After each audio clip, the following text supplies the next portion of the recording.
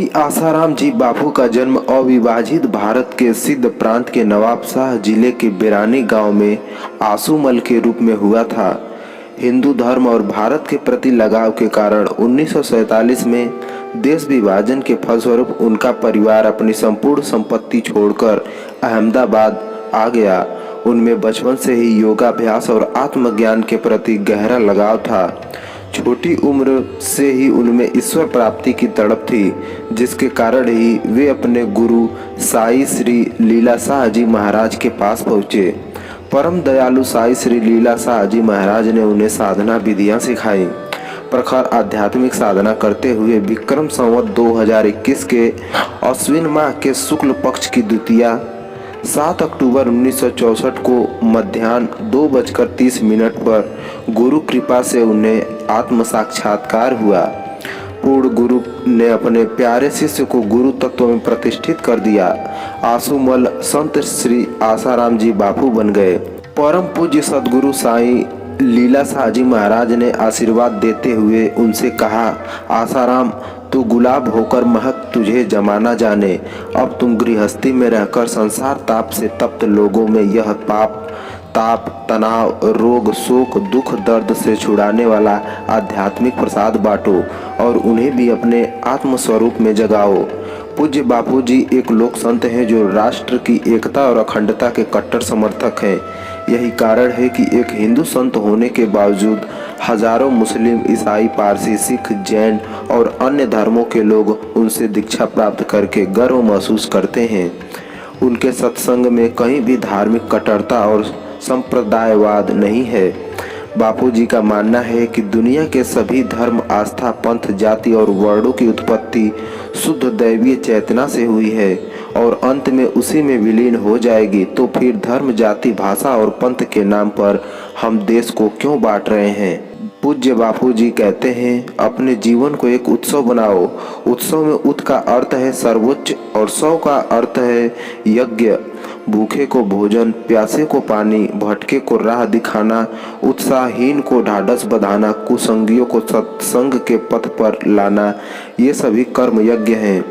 यदि आप भूखे को खाना खिलाते हैं तो वह निश्चित रूप से उसकी भूख शांत होगी, लेकिन उसी समय आपको इससे मानसिक शांति और आध्यात्मिक उन्नति का अनुभव होगा।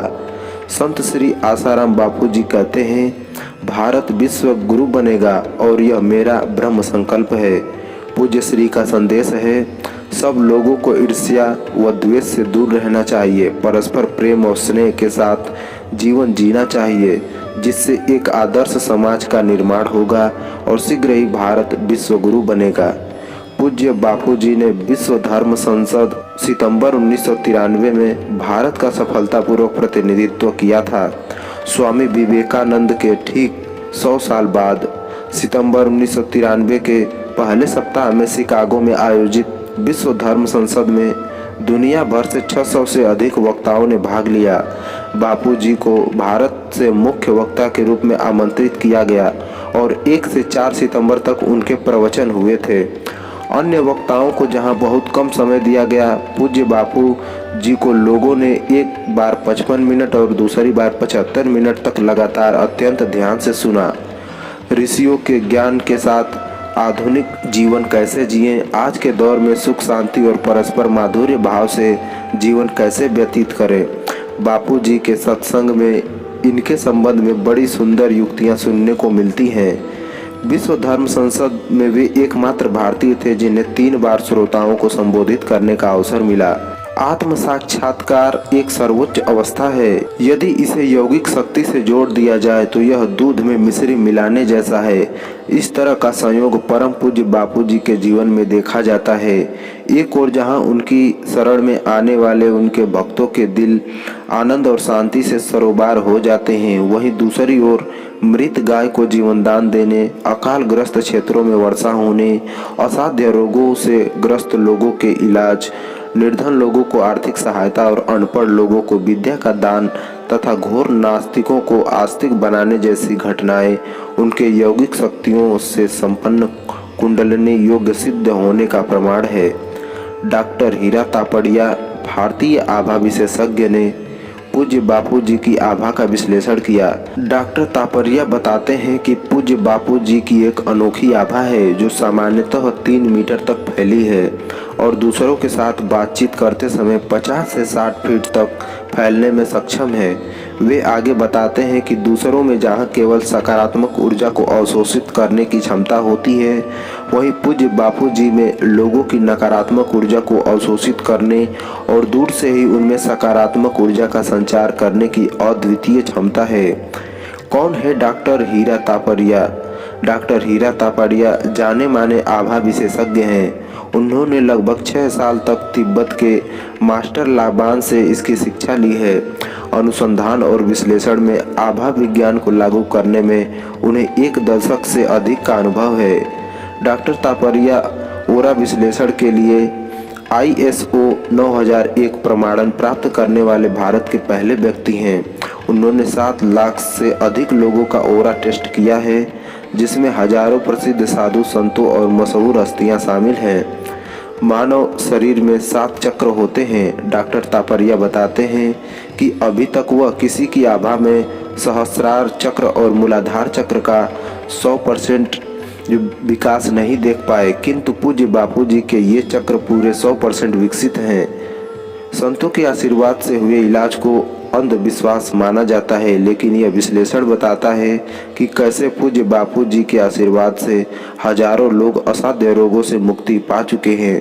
जैसा कि डॉक्टर तापरिया ने बताया, हम जान सकते हैं कि कैसे लाखों लोग सांसारिक चर्चा किए बगैर घंटों तक जमीन पर बैठकर चुपचाप बापू जी का सत्संग सुनते हैं। वे धूम्रपान, नशा और दूसरे व्यसनों को सहज ही त्याग देते हैं। जब वह ध्यान से मनुष्यों में बनने वाली ऊर्जा के प्रभाव को परखने के लिए उनके शिष्यों पर भी अनेक प्रयोग किए गए हैं। 29 अगस्त 2012 को पूज्य बापू जी का हेलीकॉप्टर दुर्घटनाग्रस्त हो गया। उसके 3 टुकड़े हो गए, लेकिन यह चमत्कार ही था कि न तो बापू जी को और न ही पायलट अथवा सहयात्रियों को कोई चोट आई। इस दुर्घटना का वीडियो देखकर आप समझ सकते हैं कि दुर्घटना कितनी गंभीर थी और किसी भी साधारण व्यक्ति का इसमें बच पाना संभव नहीं था।